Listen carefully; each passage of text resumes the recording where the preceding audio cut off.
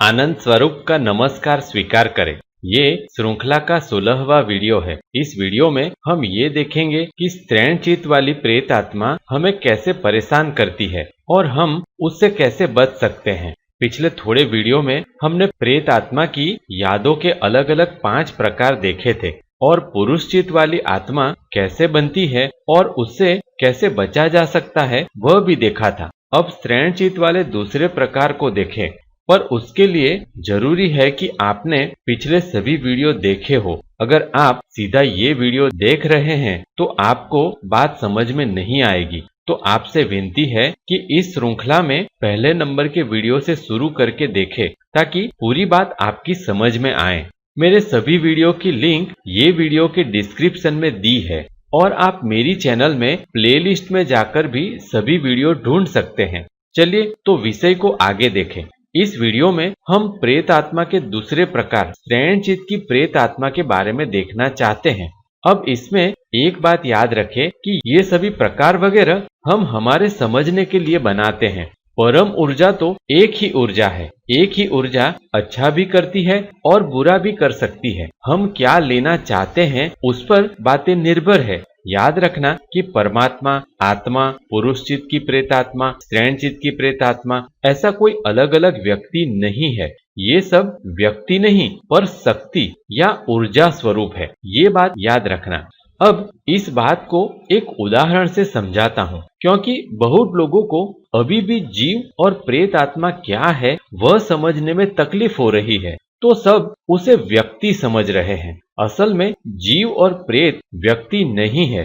तो अब ऐसा समझे कि आप गिटार बजाते हैं, तो जैसे ही आप तारों पर हाथ लगाते हैं, तारों से एक कंपन निकलता है। वह कंपन हवा में होकर दूसरे के कान तक पहुंचती है, तो उसको संगीत सुनाई देता है। अब ये कंपन दिखाई नहीं देती पर होती है और हवा में जो ऊर्जा है उसके माध्यम से गिटार से लेकर किसी के कान तक गति करती है। उसी तरह से एक व्यक्ति जब जीवित होता है तो वह जो इच्छा और भावना करता है। ऐसा सोच ले कि एक व्यक्ति जब जीवित होता है तो ऐसा सोचता रहता है कि मुझे मेरी पत्नी की मदद करनी है, तो वह इच्छा की कंपन बनती है।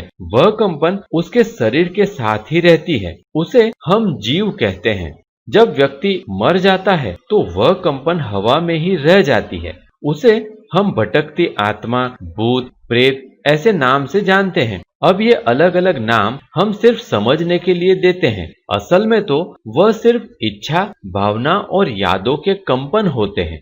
अब ये सब कुछ परमात्मा के अंदर ही होता है और वह कंपन परम ऊर्जा की जिस ऊर्जा से एक जगह से दूसरी जगह गति करती है उसे हम आत्मा कहते हैं। अब दूसरी ओर एक जिंदा व्यक्ति है। ऐसा सोच ले कि वह मरने वाले की पत्नी ही है। वह ऐसी इच्छा और भावना कर रही है कि मुझे मेरे पति की बहुत जरूरत है, मेरे पति के बिना नहीं चलेगा। तो वह इच्छा और भावना का भी कंपन बनेगा जो उसके शरीर के साथ रहेगा। वह पत्नी के शरीर का जीव है। तो परमात्मा की जो ऊर्जा मरे हुए शरीर को अभी तक जिंदा की हुई थी, वही ऊर्जा अभी भी उसके कंपन के साथ होती है। उसे हम मरी हुई आत्मा या प्रेत आत्मा कहते हैं। और जिंदा पत्नी के शरीर को जो ऊर्जा चलाती है उसे हम पत्नी का आत्मा कहते हैं। अब एक और मरे हुए व्यक्ति का कंपन है जो मदद करना चाहता है और दूसरी ओर जिंदा व्यक्ति का कंपन है जो मदद की इच्छा रखता है। तो ये दोनों कंपन एक दूसरे से मैच हो जाते हैं। तो मरे हुए व्यक्ति के कंपन जिंदा शरीर में घुस जाते हैं। आशा है कि ये उदाहरण से आपको पता चल गया होगा कि शरीर के मरने के बाद हम जिसे जीव, आत्मा, प्रेतात्मा, पुरुष चित्त की आत्मा, स्त्रैणचित्त की आत्मा ये सब अलग अलग नाम से पहचानते हैं वह क्या है। तो पिछली वीडियो में जो हमने देखा वह पुरुष चित्त की प्रेत आत्मा ऐसी व्यक्ति की यादें हैं कि जो जब शरीर में था तो पुरुष चित्त यानी प्रकृति से लड़ने वाली इच्छा रखता था। और स्त्रैणचित्त की प्रेत आत्मा ऐसी व्यक्ति की यादें हैं कि जो जब शरीर में था तो प्रकृति का आनंद लेने वाली इच्छा रखने वाला था। अब ये दोनों ही यादें हैं, यानी उनकी अपनी कोई शक्ति नहीं है। हम उसे अपने शरीर में आने देते हैं तो वह यादें हमारे शरीर में घुसकर अपनी इच्छा पूरी करती है। स्त्रैणचित्त वाली आत्मा की यादें ज्यादा खतरनाक इसलिए है क्योंकि वह शांत होती है। पुरुष चित्त की यादों की तरह हमारी यादों के विरोध में काम नहीं करती, पर प्रेम दिखाती है और ऐसा दिखाती है कि मैं तुझे मदद करना चाहती हूँ। स्त्रैणचित्त की आत्मा को हम दो प्रकार से पकड़ ले सकते हैं। पहला, हम खुद अपनी इच्छा से ध्यान में या कोई और विधि से उसे बुलाते और पकड़ते हैं। दूसरा, हम खुद प्रेम और मदद चाहिए ऐसा दिखाकर उसे पकड़ते हैं। जैसे पुरुष चित्त की पूरी यादें शरीर में आने से पता चल जाता है, वैसे ही स्त्रैण चित्त की पूरी यादें शरीर में आने पर पता चल जाता है। स्त्रैण चित्त की आत्माएं ज्यादातर प्रेम से किसी की मदद करने या खुद का आनंद लेने के लिए दूसरों के शरीर में घुस जाती है। अब यहाँ याद रखना कि हम घुस जाती है ऐसा शब्द प्रयोग करते हैं, पर असल में ऐसा शब्द प्रयोग करना चाहिए कि हम बुलाकर अपने शरीर में घुसाते हैं। ऐसे मैंने पहले भी बताया है कि भाषा से बहुत गलती पैदा होती है, तो पूरी बात को शांति से समझने की कोशिश करना। अब ये देखें कि कैसे हम ध्यान में या कोई और विधि से ऐसी आत्मा को पकड़ते हैं। आप जो झाड़ फूक और हीलिंग करने वाले लोगों को देखते हैं, वह सब भी ऐसी ही आत्मा को पकड़कर दूसरी आत्मा को निकालते हैं। बहुत लोग अनजाने में भी ऐसी आत्माओं से काम करवाते हैं। ऐसी बहुत सी आत्मा है जिसे समाज का भला करने में रस है, वह भी इस प्रकार की आत्मा बनकर घूमती रहती है। ये प्रेत आत्मा को पकड़कर रखना बहुत ही आसान है। जब हम ध्यान में या किसी विधि में कुछ अच्छा करने के लिए सिद्धियों की इच्छा रखते हैं, तो इस प्रकार की प्रेत को बुलावा भेजते हैं। जिन्हें ये सब में रस है, वह ये सब करते हैं। ये आत्मा की यादें फायदा कराती है, इसलिए हम सबको बहुत अच्छी लगती है, पर ये आग से खेलने जैसा है। आमतौर पर ऐसा देखा गया है कि जो व्यक्ति ऐसी आत्मा की यादों को पकड़ता है, उसके पास लोग अपनी समस्या लेकर भी जाते हैं और समस्या के समाधान भी पा लेते हैं। बहुत बार ऐसा देखा गया है कि कोई व्यक्ति या बच्चा लॉटरी, मटका वगैरह का नंबर देता है और वह नंबर हमेशा ही फायदा कराता है। कोई ऐसा भी होता है कि जो बीमारी में दवाई बताता है, तो जब फायदा कराता है तो गलत बात भी हमें अच्छी लगने लगती है। मैंने ऐसे कई लोग देखे हैं कि वह इस तरह की आत्मा को साध के रखते हैं और अपना और दूसरों का काम करवा देते हैं। समाज में उनका मान भी है और उन्हें पैसे वगैरह भी बहुत मिलते हैं। ये लोग देवी शक्ति होने के भ्रम में होते हैं। उन्हें लगता है कि हमारे पास बीमारी ठीक करने की सिद्धि आ गई है, तो वह ऐसा सोचते हैं कि हम धर्म का काम कर रहे हैं। बहुत लोग ऐसे लोगों के पास बीमार को लेके जाते हैं, तो वह उसके माथे पर अपना हाथ रखकर ठीक कर देता है या कुछ दवाई बताता है जिससे बीमार ठीक हो जाता है। मैंने ऐसा भी देखा है कि कई लोग ऐसे हैं जो ये सोचते हैं कि हम ध्यान में इतने आगे बढ़ गए हैं कि हमारी तीसरी आंख खुल गई है, इसलिए हमें ये भविष्य देखने की या लोगों के दुख दूर करने की सिद्धि मिल गई है, तो अब हम कुछ भी कर सकते हैं। ऐसे लोग ध्यान में बैठकर अपने लिए सब वस्तु ला सकते हैं। जैसे एक व्यक्ति को अमेरिका जाना हो, तो वह ध्यान में वह बात जीवात्मा जगत को बताता है और 2-3 दिन में ही कोई व्यक्ति आके उसे अमेरिका की टिकट और पैसे वगैरह सब दे देता है। ये स्त्रैण चित्त की आत्मा की वजह से होता है। जैसा मैंने पहले भी बताया है कि स्त्रैण चित्त की आत्मा को आनंद लेने में ज्यादा रस होता है, तो ऐसा भी होता है कि वह पुरुष शरीर वाले साधक को ऐसी शक्ति दे कि कोई स्त्री शरीर उसके पास आए तो स्त्री शरीर की कुछ तकलीफें अच्छी हो जाती है या स्त्री को बहुत ही अच्छा लगने लगता है, तो स्त्री ये समझने लगती है कि ये पुरुष साधक बहुत ही अच्छा बाबा या गुरु है। फिर जब वह स्त्री उस पर भरोसा करने लगे, तब वह आत्मा साधक के पुरुष शरीर से वह स्त्री के शरीर को भोगने लगता है। इसीलिए हम आए दिन ये देखते हैं कि कोई बाबा या तांत्रिक स्त्रियों के साथ संभोग करने के जुर्म में जेल में जा रहा है। अब इसमें साधक और भरोसा रखने वाली स्त्री दोनों के विचारों की समस्या है, इसलिए दोनों उसके भोग बनते हैं। भरोसा करने वाला भी किसी न किसी लालच में ऐसे बाबा के साथ फंसे होते हैं। हाँ, हो सकता है कि वह अच्छी लालच हो, जैसे भरोसा करने वाला ये सोचता हो कि ये बाबा के पास साधना करने से मुझे आध्यात्मिक सिद्धि मिल जाएगी, तो ये आध्यात्मिक सिद्धि की लालच हुई। तो भरोसा करने वाला भी उतना ही जिम्मेदार है जितना नकली बाबा। इसीलिए मैं बार बार लोगों को कहता हूँ कि अपने खुद के पैरों पर खड़े हो जाओ। आपको किसी बाबा या गुरु की जरूरत नहीं है, पर वह बात लोगों को बुरी लगती है। अब ये सब में ऐसा होता है कि आप जब सोचते हो कि मुझे अच्छा काम करना है, तब स्त्रैणचित आत्मा की यादों को भी ये बात पता चलती है, और अगर आपकी फ्रीक्वेंसी उसके साथ मैच हो जाती है तो वह आपके सब काम करने लगती है। पर याद रखना कि ये आत्मा है और कभी भी बदल सकती है। ये ऐसा ही है कि जैसे हम घर में बिजली का उपयोग करते हैं, हम उसका उपयोग कर सकते हैं, पर जरा सी गलती हो गई तो बिजली का झटका हमें लग सकता है। जब आपके विचार उसके विचार से अलग हो जाएंगे, तब वह आपके शरीर का उपयोग करके अपना काम करवा लेगी और कानूनी रूप से आप फंस जाओगे। आपने फायदे की लालच में उससे नाता जोड़ा था, पर अब वह जोड़ आपको भारी पड़ जाता है। जो लोग ऐसी अच्छी आत्मा से काम करवाते हैं, उसमें से ज्यादातर लोगों को मैंने जेल में जाते हुए या आत्महत्या कर लेते देखा है। तो ये प्रकार से बचना बहुत ही जरूरी है। तो जब कुंडलिनी जागरण विधि, ध्यान या कोई और विधि करते समय आपको ऐसा लगता है कि मेरे शरीर में बहुत कुछ हो रहा है, मुझे अलग अलग आवाज सुनाई देती है या बहुत शांति का अनुभव हो रहा है, ऐसा लगता है कि ठंडी ठंडी हवा चल रही है, मेरी कुंडलिनी जागृत हो रही है, दूसरों के विचार मुझे पता चल रहे हैं या मुझे सिद्धियां मिल रही है, तब याद रखना कि ये कोई स्त्रैणचित की आत्मा हो सकती है, तो उससे बचना जरूरी है। यहाँ मैं रोजाना कई लोगों को बोलता हूँ कि ध्यान के अनुभव को छोड़ दे, पर वह बात उनके समझ में नहीं आती। बहुत लोग मुझसे बहस करने लगते हैं और फिर मुझसे बात करना बंद कर देते हैं या नकारात्मक कमेंट करने लगते हैं, पर वह नहीं जानते कि वह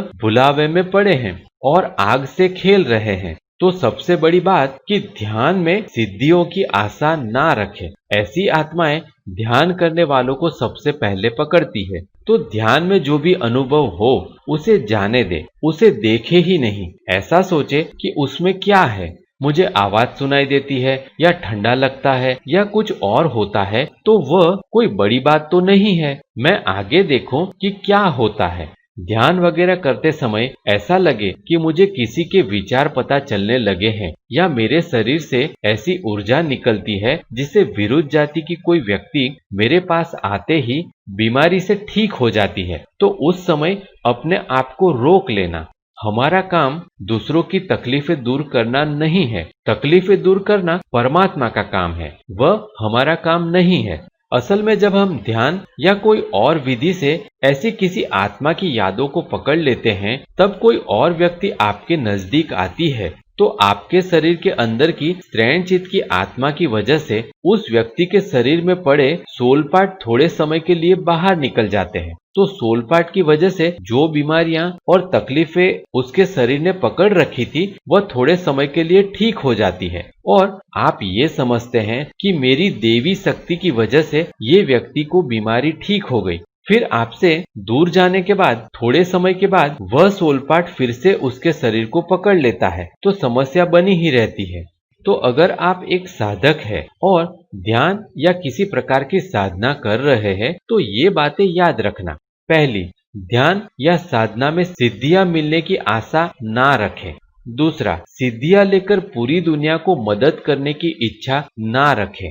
तीसरी, ध्यान या साधना में ऐसा लगता है कि मुझे कुछ सिद्धियां मिल रही है या मेरे शरीर में कुछ हो रहा है, तो वह सब अनुभव को जाने दे, उसके बारे में ना सोचे। जब आप सब सिद्धियों को छोड़ेंगे, तभी सत्य क्या है वह पता चलेगा। चौथा, ध्यान शुरू करने से पहले अपने आप को प्रोटेक्ट करें ताकि ऐसी यादों से आप बच सकें। ध्यान से पहले प्रोटेक्ट करने की विधि मैंने पहले ही बताई है, तो उसके जैसा कुछ कर सकते हैं। अब स्त्रैणचित की आत्मा की यादें प्रेम के कारण कैसे पकड़ती है वह देखें। स्त्रैणचित वाली आत्मा अच्छा करने के लिए प्रेत बनी होती है। जैसे एक पति अपनी पत्नी को मदद करने या बाकी काम पूरा करने के लिए पत्नी के शरीर में ही घुस जा सकता है, या बच्चों को मदद करने के लिए मरे हुए नजदीकी रिश्तेदार बच्चे के शरीर में ही घुस जा सकते हैं। दोनों किस्सों में पत्नी और बच्चे ऐसा सोचते हैं कि मुझे उनकी मदद की जरूरत है। अब ये सोचने से हम उसे हमारे शरीर में आने की परमिशन दे देते हैं। तो कोई आत्मा आपको प्रेम की वजह से पकड़ रही है तो उसे साफ शब्दों में बता दे कि मुझे तुम्हारी कोई जरूरत नहीं है, तुम्हारा शरीर छूट गया है तो तुम सीधे जीवात्मा जगत में चले जाओ, यहाँ रहकर हमें परेशान ना करो। ऐसी आत्मा से बचने के लिए आपके पति, पत्नी या कोई प्रियजन के मर जाने पर ऐसा ना बोले और ऐसा ना सोचे कि अब मैं क्या करूं, आप तो चले गए, अब मेरा कौन है, मैं अकेली या मैं अकेला क्या करूंगा वगैरह सब बिल्कुल बोलना नहीं है। या ऐसा भी नहीं सोचना और बोलना है कि आपके मर जाने से मुझे बहुत ही दुख हुआ है। और अगर आपने पहले ही आत्मा से नाता बना लिया हो तो आत्मा जो बताती है वैसा ना करे, आत्मा से कोई बातचीत ना करे, सिर्फ इतना कहे कि तुम्हारा शरीर छूट गया है तो तुम सीधे जीवात्मा जगत में चले जाओ। आत्मा से ऐसा कहे कि तुम्हें तुम्हारे आसपास एक व्हाइट लाइट दिखाई देती होगी, वह व्हाइट लाइट में चले जाओ, वह तुम्हारी मदद करने आई है और अभी तुम जो जी रहे हो उससे अच्छा जीवन तुम्हें वहां मिलेगा। जैसे ही कोई मर जाता है वह हमारे लिए पराया हो जाता है, यानी आत्मा कभी भी हमारे रिश्ते में नहीं होती क्योंकि वह सिर्फ यादें हैं। तो ये ना सोचे कि ये तो मेरे पति या पत्नी है या मेरे दादा नानी वगैरह कोई है।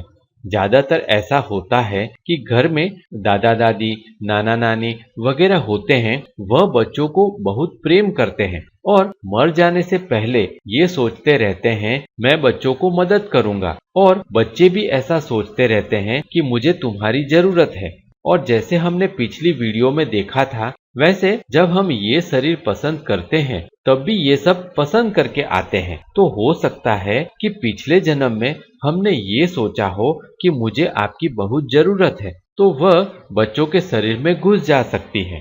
तो आपको खुद को ऐसी कोई आवाज सुनाई देती है या आपका बच्चा अगर ये कहे मुझे कुछ आवाज सुनाई देती है, या मरे हुए दादा या नाना नानी या कोई भी मेरे सपने में आते हैं, तो ये बात को बराबर सुने, बच्चों को डांटे नहीं। और आत्मा से डरने की भी कोई जरूरत नहीं है क्योंकि वह सिर्फ यादें हैं, तो हमारे मन में विचार डालने के सिवा वह कुछ भी नहीं कर सकती। और याद रखें कि हमने ही उन्हें हमारी मदद करने के लिए बोला है, तो मुझे किसी की मदद चाहिए ये विचार छोड़ दें, मदद के लिए सीधे परमात्मा पर भरोसा रखें। तो जिसके मन में आत्मा विचार डाल सकती है उसके मुख से वह बोल भी सकती है। अगर ऐसा होता है तो वह आत्मा से सख्ती से पेश आए और उन्हें डांट के ये बोले कि आप ये शरीर को छोड़ दो और जीवात्मा जगत में चले जाओ, यहाँ रहने की कोई जरूरत नहीं है। आप जो भी भगवान या इष्ट देव में मानते हो उसका नाम लेकर जोर से बोले कि ये आत्मा को यहाँ से ले जाओ, ये हमें परेशान कर रही है। तो अगर आप एक सामाजिक व्यक्ति हो और अभी सिद्धियों के चक्कर में नहीं पड़े और आपने कोई विधि वगैरह भी नहीं की, फिर भी आत्मा आपको परेशान कर रही है, तो उससे बचने के लिए ये बातें याद रखें। पहली, किसी के मर जाने पर बहुत ज्यादा दुखी ना हो जाए, ज्यादा रोना वगैरह ना करें। दूसरा, आत्मा अपने से आती है तो उससे मिलने वाले फायदे की लालच में ना पड़े। तीसरा, आत्मा जैसा कुछ महसूस होता है तो उसे सख्ती से बात करे कि तू यहाँ से चली जा, मुझे तेरी कोई जरूरत नहीं है। चौथा, हर वक्त परमात्मा से मदद मांगे, अपने आप को प्रोटेक्ट करे। पांचवा, अपने शरीर में ऊर्जा को घुमाकर शरीर को साफ करे। छठा, ऐसी आत्मा आपके घर के आसपास ना आए, इसके लिए घर को भी प्रोटेक्ट करते रहें। ये सब के लिए विधि मैंने पहले ही बताई है, तो वह देखकर उस प्रकार से आप कर सकते हैं। आशा है कि स्त्रैणचित की प्रेतात्मा हमें कैसे पकड़ती है और हम कैसे बच सकते हैं वह बात आपको समझ में आ गई होगी। अब चुड़ैल और डायन के बारे में हम आने वाले वीडियो में देखेंगे। ये वीडियो देखने के लिए आपका बहुत बहुत आभार। ये वीडियो आपको पसंद आया हो तो लाइक, शेयर और सब्सक्राइब जरूर करें। धन्यवाद।